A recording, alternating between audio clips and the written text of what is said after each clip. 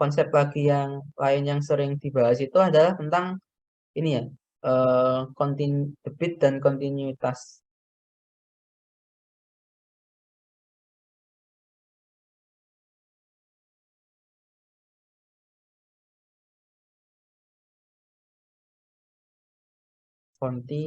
Kontinuitas dari bahasa Inggris itu ya, continue. Continue. Kalau di bahasa Indonesia kan jadi kontinuitas. Nah, debit ini kalau aku dulu waktu MI itu udah ada ya. Jadi entah di kelas 6 atau di kelas berapa di UN itu juga bahas debit ya. Jadi kecepatan, jarak waktu, debit, volume waktu itu, nah kenapa dulu dibahasnya di matematika ya di SD kalau temen aku.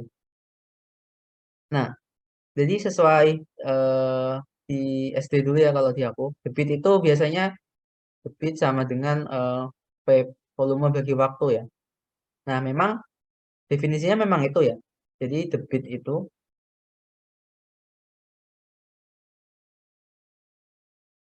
laju perubahan volume.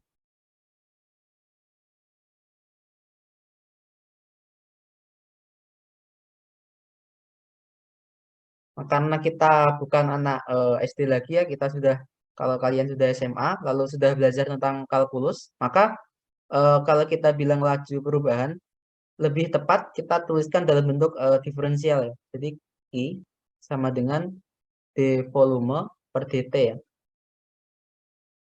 Ya, analoginya ketika kita pakai dx per dt, ini kan kecepatan. Kecepatan kan sama aja laju perubahan posisi ya. Jadi kalau kita ingin menyatakan laju perubahan volume, ya kita d volume per dt. Nah, itu nanti sesuai definisi adalah debit.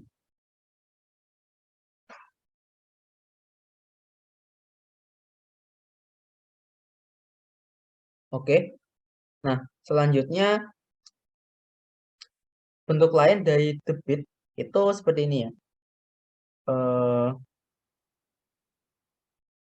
Ini kan debit secara umum ya. Sekarang debit pada aliran itu rumusnya bisa persamanya bisa lain. Debit pada aliran katakan aliran pipa gitu.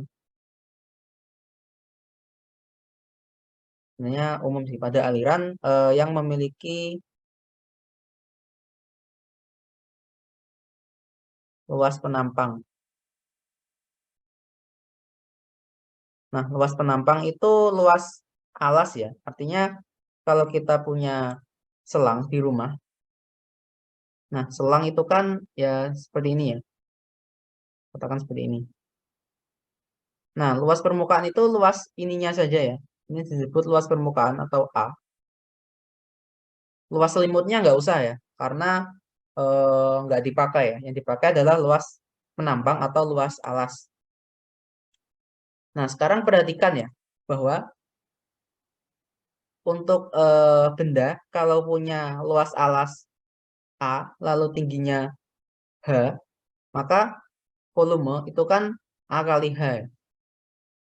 Sekarang kalau kita tinjau partisi, artinya volume yang kecil di sini, volume yang kecil di sini. Nah, kalau kita pakainya kecil, jadi kita pakainya sekarang katakan DH ya. Berarti kalau kita pakai DH, maka kalau kita hitung debit ya, debit itu kan D volume per dt. Nah, volume itu kan berarti A kali DH ya, per dt. Nah, lalu kecepatan aliran air, kecepatan aliran itu kan sama dengan perubahan eh,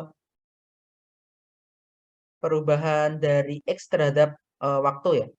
Nah, kecepatannya kan kalau dia kan kecepatan itu ya, kalau kecepatannya ke sini, berarti sama aja perubahan jarak arah ini ya terhadap waktu. Kalau kecepatannya ke sana, berarti sama aja perubahan jarak pada arah ini. Nah, di situ karena DH itu sejajar dengan kecepatannya ya, berarti artinya kecepatan itu sama aja perubahan dari DH ya, terhadap waktu. Berarti kalau kita punya dH per dt itu sama aja kecepatannya. Berarti T, Q sama dengan A kali V. Nah, ini merupakan debit ya, yang di aliran. Jadi yang sering dipakai itu A kali V itu juga ya. Nah, kenapa pakai A kali V? Itu nanti berkaitan dengan ini ya, kontinuitas.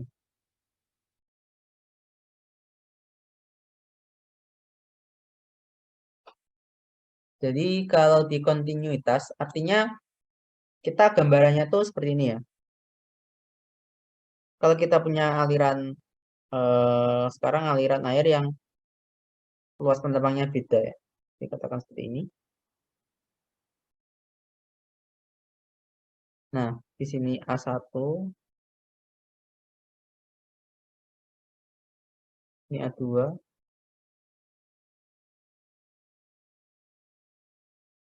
lalu kecepatannya di sini V1, di sini V2. Nah, kuncinya adalah di sini ya. Kita di sini kita bahas fluida yang sederhana. Sederhana tuh artinya dia massa jenisnya nggak berubah-ubah ya. Eh, walaupun kecepatannya berubah. Jadi massa jenis air, ya airnya segitu terus. Karena kalau kita hitung lebih teliti, lebih dalam, sebenarnya massa jenisnya nggak benar-benar konstan, nggak benar-benar tetap di satu nilai. Tapi kita sederhanakan dulu ya. Dan dia di sini tidak ada gaya gesek ya di sepanjang pipa, atau istilahnya tidak ada energi yang hilang seperti itu. Nah, dengan fluida yang seperti itu, kalau kita misalkan air yang dari sini masuk ya, massa air yang masuk itu M1 ya. Maka yang keluar di sini harus sama ya, M2 ya. Nggak mungkin air yang masuk di sini sekian gram atau kilo, lalu yang keluar kok beda. Nah, kalau beda airnya kemana kan? Nggak ada ya airnya. Airnya nggak kemana-mana ya. Artinya nggak ada air yang hilang selama eh, aliran ini. Itu yang disebut continue ya. Artinya continue itu kan berterus-terusan ya, tidak mandek ya, atau bahasa mudahnya istiqomah lah continue itu.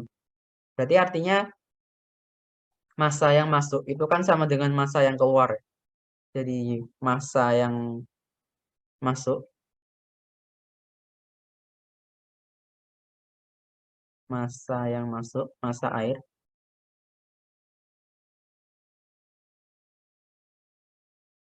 itu sama dengan massa air yang keluar.